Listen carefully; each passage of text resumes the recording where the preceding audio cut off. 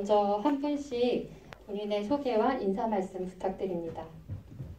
네, 안녕하세요. 저는 자연바라를 연출한 박지인입니다.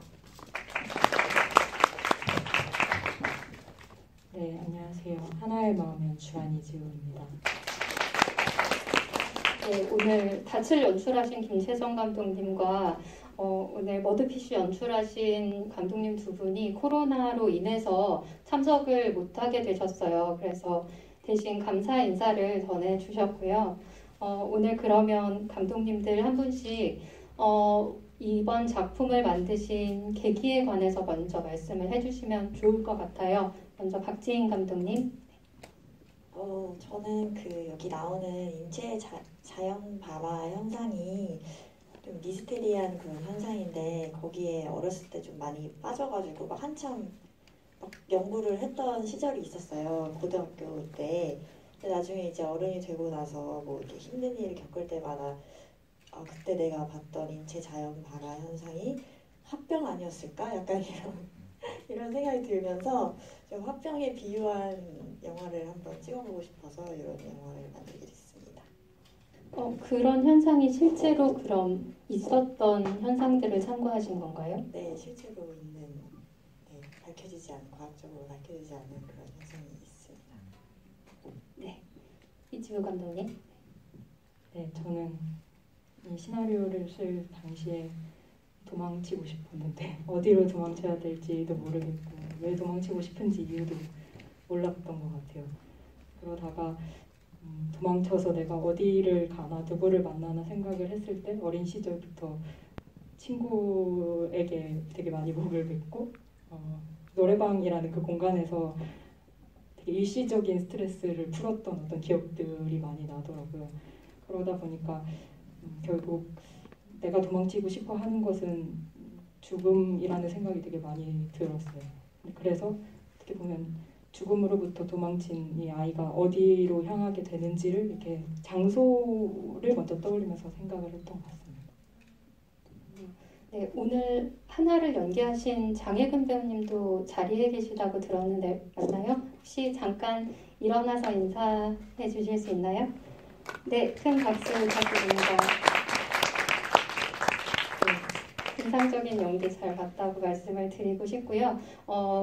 지금 채팅방을 통해서 관객분들 질문을 남기실 수 있습니다. 그래서 채팅방을 통해서 궁금한 점 있으면 질문을 많이 남겨주시기 바라고요. 그럼 여러분들 질문 준비하실 동안 제가 몇 가지 질문을 드리도록 하겠습니다.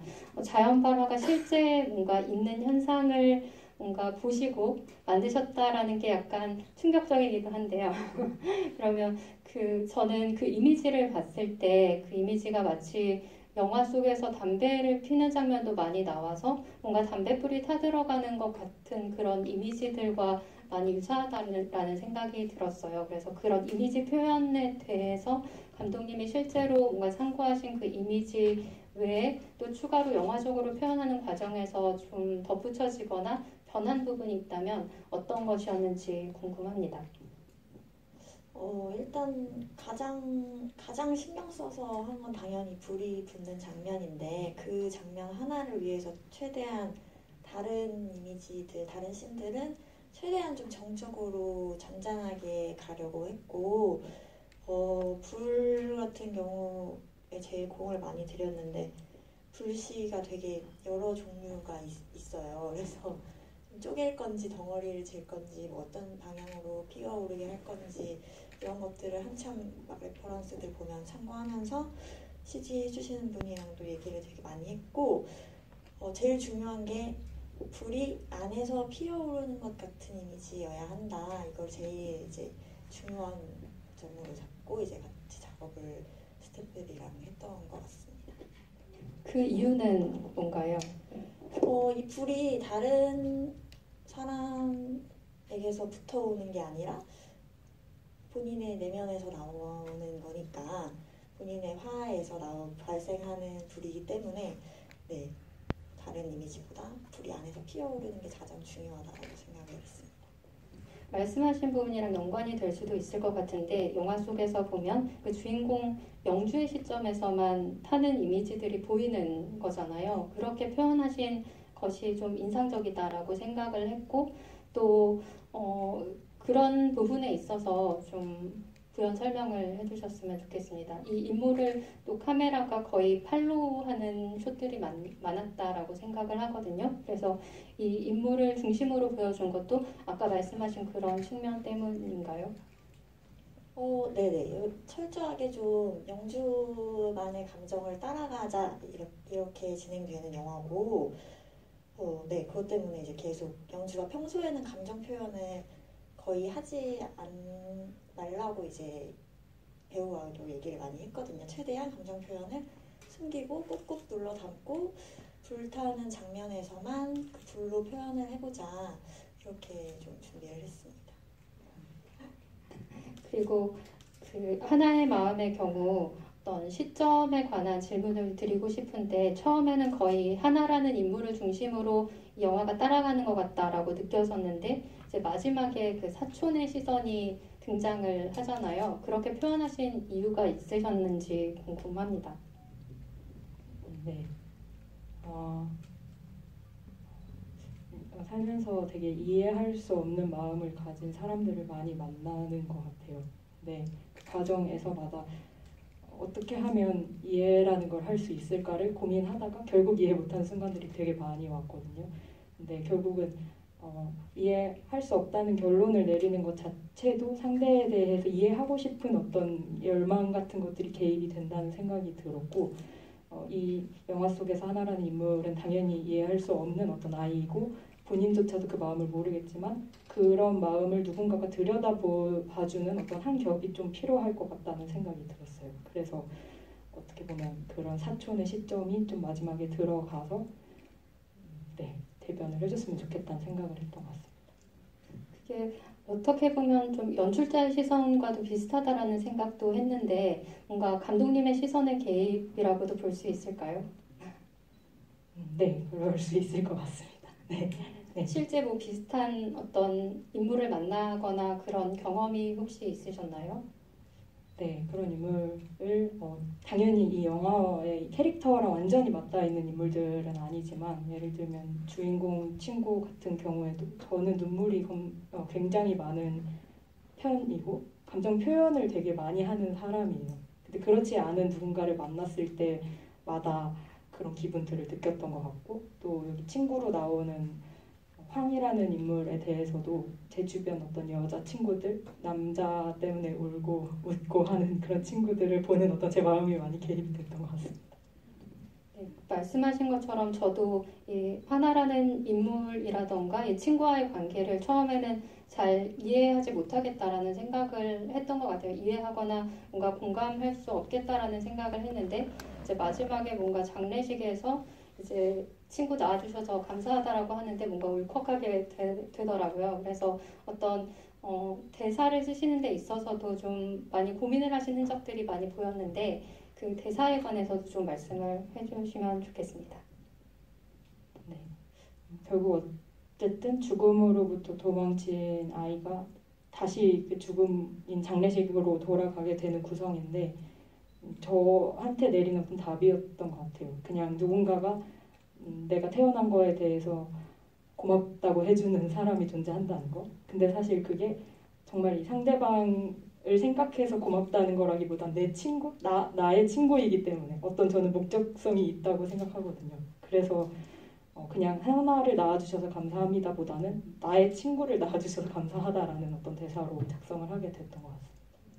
네, 지금 다들 이야기를 들으시느라 질문을 준비하지 못하시는 건가요? 질문이 지금 안 올라오고 있는데 혹시 질문이 있으시다면 빨리 지금 네, 채팅방에 질문을 남겨주셨으면 좋겠습니다. 또 자연발화의 캐릭터에 관해서도 질문을 하고 싶은데요. 이제 두 캐릭터가 이제 옆집 여자와 이제 영주라고 할 수 있을 텐데 어떻게 보면은 발화를 하는 두 인물이 이제 영주와 옆집 여자인데 어떻게 보면 둘의 접점은 거의 없을 것 같아요. 가정폭력으로 인해서 뭔가 희생당하는 여성과 지금 취업을 준비하는 뭔가 한부모 가정 자녀라고 해야 될까요? 그러한 접점이 별로 없어 보이는 캐릭터가 어떻게 뭔가 만나게 되었을까라는 지점도 좀 궁금했습니다. 저는 오히려 접점이 되게 많다고 생각을 했어요. 왜냐면 일단 삶이 너무 힘들고 그리고 그 둘이 아니어도 많은 힘든 사람들이 있을 거잖아요. 그래서 그 모든 사람들이 다 죽고 싶은 감정을 가지고 이제 살아가고 있을 거고 그런 점이 되게 공통점이 많다고 생각을 했어요. 그래서 영주가 그 아래층 여자를 바라보는 그 감정도 나 같다, 나처럼 나랑 같은 걸 느끼고 있구나 이런 좀 동질감을 느끼고 있다고 생각을 했어요. 네. 하나의 지금 질문이 네, 들어왔네요. 하나의 마음에 관해서 질문을 해주셨고 영화 속에 다양한 장소가 나오는데 영화를 만들며 이야기가 펼쳐지는 장소 선택의 기준이 무엇이었는지 궁금하다라고 말씀해 주셨습니다. 아까도 잠깐 말씀을 해주셨던 것 같은데 거기에 덧붙여서 말씀을 해주시면 좋겠습니다. 장소 선택의 기준은 처음에 이제 장례식장이랑 노래방 이렇게 두 개를 먼저 떠올렸던 것 같아요. 근데 전혀 다른 상극의 공간이지만 제 입장에서는 어떻게 보면 어떤 불안과 우울이 이렇게 모여있는 어떤 공간의 입장에서는 비슷한 느낌이 들었었던 것 같아서 그렇게 설정을 하게 되었고 그 이후부터는 이제 당연히 친구랑 만나면서 이 친구와 향하는 어떤 공간들을 위주로 했는데 그게 밤이라는 어떤 장소 밤과 어떤 새벽 사이에 이 하루에 일어나는 일들이기 때문에 그런 장소들을 기준으로 잡고 선정을 했던 것 같습니다. 네. 아까 말씀을 하셨지만 뭔가 그 장소가 다시 등장했을 때 주는 어떤 힘 같은 것이 영화 속에 충분히 드러났다라는 생각이 들었고 또 다른 분께서 내 작품 모두 잘 봤습니다 하시면서 자연바라의 리얼리티가 정말 인상적이었는데요. 이제 대사 하나하나 그리고 인물의 모습들이 인상적이었다 하시면서 마지막 아저씨들까지 언급을 해주셨습니다. 시나리오를 쓰거나 연출을 할 때 가장 공들인 부분이 무엇이었는지 질문 주셨습니다. 시나리오에서나 연출할 때나 다 이제 영주에 당연히 공을 엄청 들였어요. 그리고 제가 항상 좀 연기에 정말 집중하는 연출을 해보는 게 저의 이제 소명이었기 때문에 배우 캐스팅을 진짜 고심을 해서 했고 이주연 배우가 이제 주인공을 맡게 됐는데 처음 만났을 때부터 뭔가 영주다 이런 느낌이 있었거든요. 그래서 얘기를 하면 할수록 되게 시나리오 되게 잘 이해하고 제가 하는 말도 엄청 바로바로 캐치를 해주고 그래서 엄청 걱정을 했어요. 연기를 잘하는 배우를 캐스팅해야 되는데 했는데 이주연 배우를 만나고서 좀 믿고 갈 수 있었던 것 같고 그래서 좀 원하는 캐릭터를 만들어낼 수 있었던 것 같습니다. 캐릭터에 공을 들이셨다라고 말씀을 해주셨고 또 하나의 마음에 관해 질문을 주셨는데요. 하나랑 엄마 어떤 전사가 있었을까라고 질문을 주셨습니다. 혹시 찍어놓으셨는데 사정상 편집하셨을까요? 뭔가 사진만으로 나오는 엄마 역 배우분이 상영 중인 같은 속옷을 입는 두 여자 양말복 배우님 맞나요? 라고 질문을 주셨습니다. 네. 아마 크레딧에 양말복 선배님 이름이 있어서 여쭤봐 주신 것 같은데 일단은 하나의 엄마로 사진에 등장하는 배우님은 김채원 배우님이시고 양말복 배우님은 잘린 씬이 하나 있어요. 그 씬이 엄마의 죽음을 듣고 엄마의 친구가 찾아와서 하나에게 이렇게 얘기를 하는 어떤 장면이 하나 있는데 그 장면이 부득이하게 영화 완성을 했을 때는 삭제가 되었지만 그래도 선배님께서 도움을 주셨기 때문에 제가 크레딧에 이름을 명시하게 된 것이고요. 엄마와의 전사는 찍어놓지는 않았습니다. 그래서 편집은 아니고 엄마라는 하나에게 엄마가 어떤 존재였을까 정도만 저는 생각을 해놓고 썼던 것 같아요. 근데 저는 아까도 얘기했지만 조금은 엄마가 어떻게 보면 나의 분신이라고 할까요? 내 미래라고 생각을 했어요.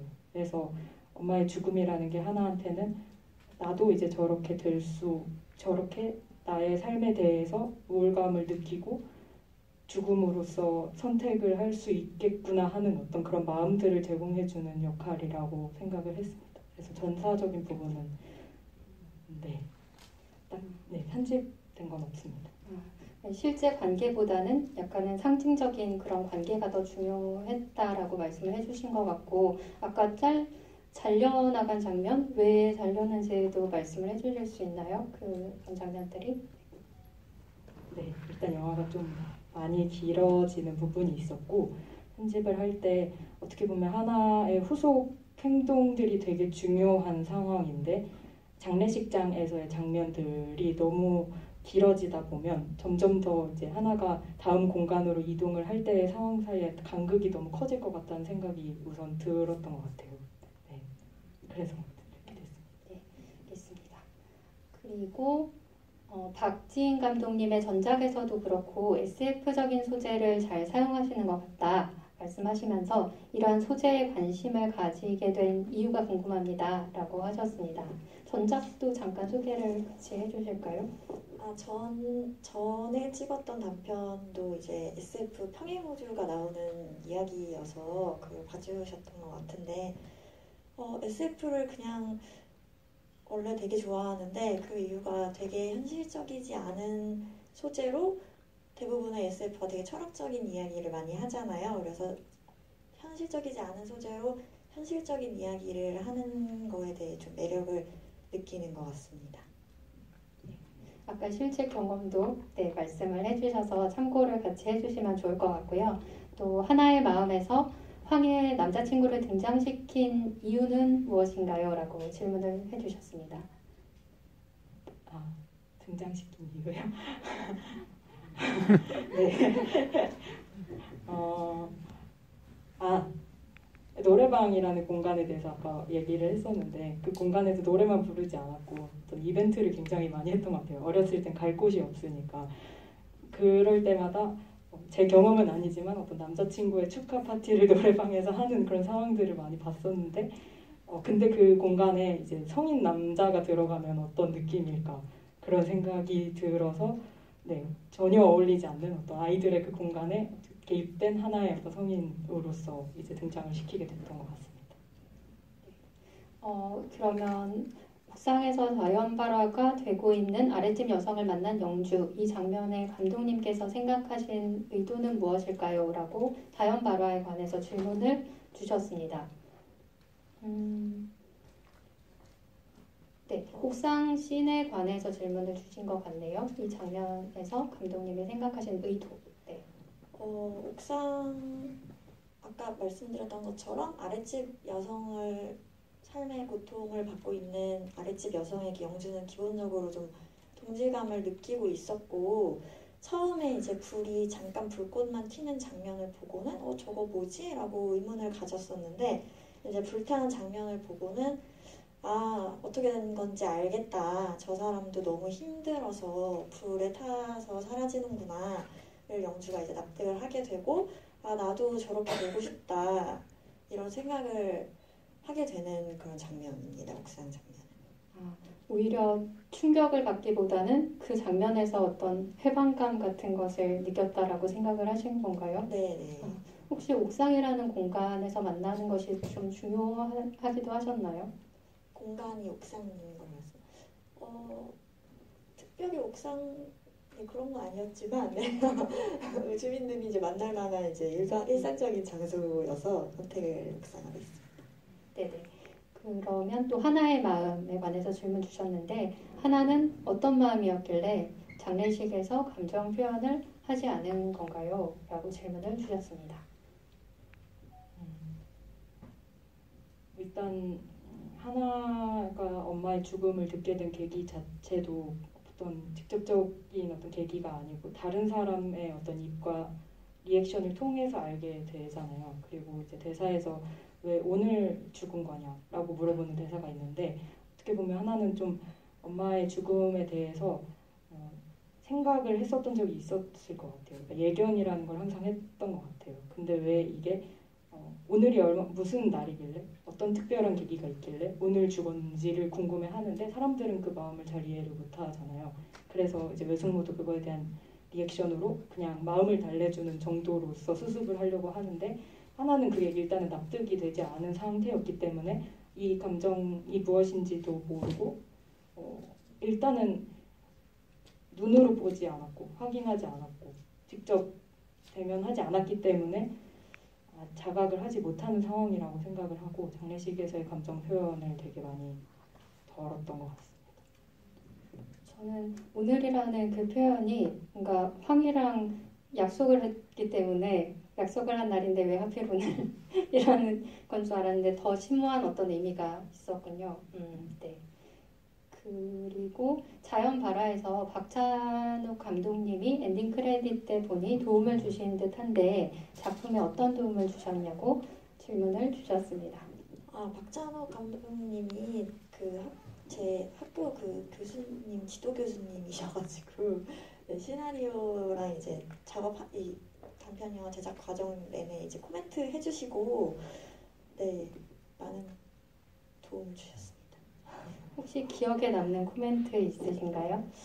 기억에 남는 코멘트는 김진록 선배님이 이왕 캐스팅이 된 거 더 써야 한다. 한 씬 더 추가해라. 코멘트를 주셨던 게 생각이 나네요. 혹시 추가가 된 건가요? 네, 아니면은 그래서 추가가 한 씬 되긴 했습니다. 어떤 씬인지 혹시 그 장 보는 씬을 기억나시나요? 네, 그 씬을 추가했습니다. 또 하나의 마음에 관해서 질문 주셨는데 제가 제꽃 영화 좋아하는데 장혜근 배우가 더 큰 학생이 되어 펼치는 이야기 같은 느낌도 들어 좋았습니다. 장혜근 배우를 작품에 캐스팅한 계기가 있다면 어떤 것인지 질문 주셨네요. 네, 장혜근 배우님은 일단 처음 봤을 때 무표정과 웃는 얼굴 사이의 어떤 간극이 되게 좋다고 생각을 했어요. 웃을 때는 되게 또래처럼 환해지는 천진난만한 구석이 있는데 이제 무표정일 때는 정말 어떤 생각을 하는 걸까 되게 알고 싶어지는 그런 매력이 있다고 생각을 했고 무엇보다도 좀 이 역할에 대해서 대담한 태도를 보이는 게 좀 좋았어요. 어떤 감정적인 어떤 물기 같은 것들이 좀 많이 제거된 상태에서 안에서의 어떤 그래도 나름대로의 용기라든지 그런 게 있는 친구니까 그 부분을 짚어주고 봐준 부분이 좋아서 이제 캐스팅하게 됐던 것 같습니다. 혹시 전작을 보신 작품도 있으셨나요? 네네. 어린 시절에 나오셨던 그 영화들도 봤고 지금 말씀하신 제 것도 봤고 단편 영화로 우리는 서로에게라는 김다솜 감독님 단편 영화로도 봤었던 기억이 있는 안면이 있었던 배우였습니다. 네. 그래서 감독님들의 두 작품 감흥 깊이 잘 보았습니다. 감사합니다. 인사를 주셨습니다.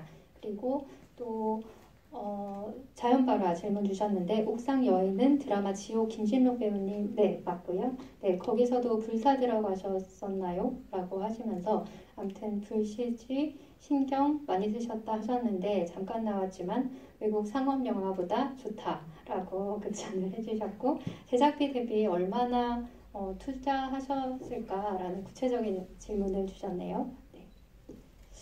그 사실 제가 지인 찬스를 써가지고 원래 들어야 할 가격의 한 5분의 1 정도의 가격으로 이제 CG를 작업을 했습니다. 제작비의 한 10%가 안 됐던 것 같아요.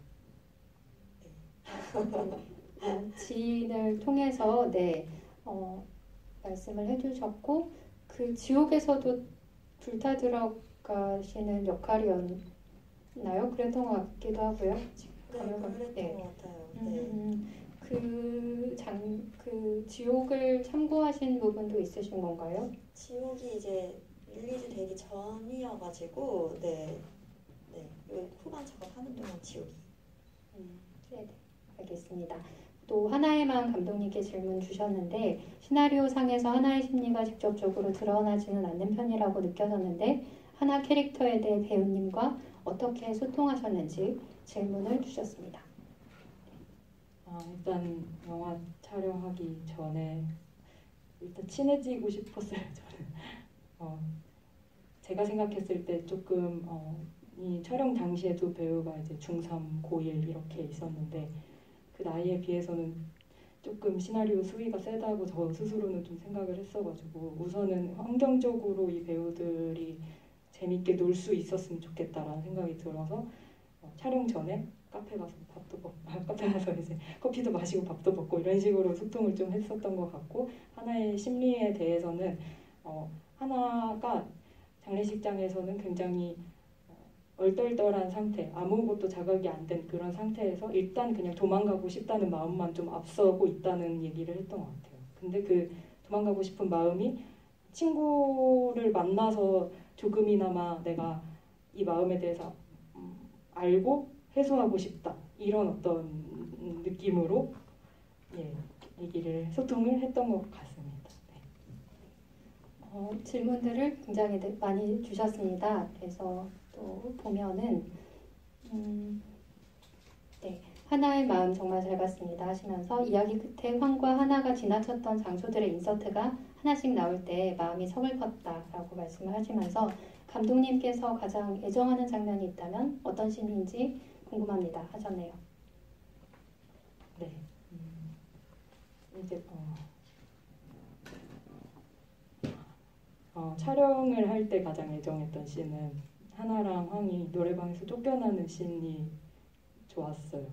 촬영할 때도 되게 재밌었고 그리고 이 아이들이 도피처라고 삼은 이 공간에서마저도 쫓겨나는 그 지점들 그리고 그 계기로 장례식장에 가게 되는 그런 상황들 때문에 그 장면을 제일 좋아하는데 이제 완성된 영화로 따지자면 저는 마지막 장면에서 하나가 소주를 이렇게 벌컥벌컥 마시는 그 장면을 제일 좋아합니다. 제가 그걸 보면서 좀 해소가 좀 되는 것 같아요. 네, 실제 소주였나요? 아니요, 놀이였습니다. 절대 아니요. 네네, 알겠습니다.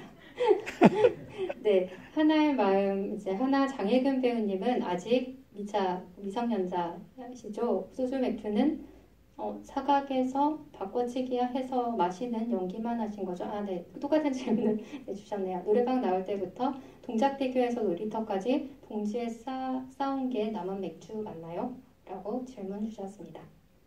네, 절대 다 물이었고요. 술은 전혀 마시지 않았습니다. 네, 그리고 봉지에 싸서 싼 건 노래방에서 남은 술 맞습니다. 마셔보니까 좀 맛있으니까 이제 가져갔다고 생각했습니다. 네네. 또 하나의 마음 질문을 주셨는데요. 하나가 엄마의 시신 위로 손을 뻗는 장면이 삽입된 타이밍이 독특하다라고 생각했는데 해당 장면은 각본상에서도 최종본과 같은 시점에 등장하는지 궁금하고요. 그 장면에서 하나의 마음이 어땠는지 궁금합니다. 라고 질문을 주셨습니다. 각본상에서는 이 노래방 장면이 다 끝난 다음에 나오는 타이밍이었습니다. 근데 이제 편집을 할 때 사실 이 영화에서 황을 보는 그 마음이 어떻게 보면 엄마에 대한 마음이랑 되게 맞닿는 지점이 있을 거란 생각이 들었어요. 그러니까 죽고 싶다는 어떤 마음과 그거를 어떻게 보면 하나 입장에서는 사랑하지 않는 누군가로 인해서 죽는 그런 마음들에서 황과 엄마가 되게 닮아있다는 생각을 이 당시 놀이터 장면에서 했다고 저는 생각을 했습니다. 그래서 타이밍상으로 그래도 중간에 하나가 엄마를 떠올리게 되는 어떻게 보면 엄마의 시신에 손을 뻗으려고 노력을 하는 그런 장면들이 필요하다는 생각이 들어서 편집을 했던 것 같습니다. 여러분께서 풍부하게 질문을 많이 주셔서 이야기를 잘 꾸릴 수 있었던 것 같고요. 시간이 거의 다 되어서 그럼 감독님들 두 분께 마지막 인사 들으면서 이 자리 마무리하도록 하겠습니다. 먼저 박지인 감독님부터 오늘 자리 어떠셨는지 그리고 앞으로의 계획 등등 나눠주시면 좋겠습니다. 네, 오늘 되게 질문을 다양하게 많이 해주셔서 저도 너무 재미있었고 또 여기 도서관 아리랑 시네센터가 제가 20살 때 처음 이제 영화 감독이 되고 싶다고 꿈꿨을 때 여기 와서 맨날 책 읽고 여기서 이제 영화의 꿈을 키웠던 곳이거든요. 그래서 저에게도 되게 더 뜻깊은 날이었던 것 같고 지금 또 제가 SF 작품을 또 하나 쓰고 있어요. 그래서 그것도 이제 잘 만들어져서 또 이제 내년에도 올 수 있었으면 좋겠습니다. 감사합니다. 네, 우선 성북 청춘불패영화제 네, 상영 기회를 주셔서 너무 감사하다는 말씀 꼭 드리고 싶고 긴 시간 동안 자리 지켜주신 관객분들과 제 친구 그리고 해금 배우님 너무 감사합니다. 네. 네. 앞으로 두 분 감독님의 작품 그리고 상영되는 다른 작품에도 많은 관심 부탁드립니다. 끝까지 자리 지켜주셔서 감사합니다. 안녕히 들어가세요.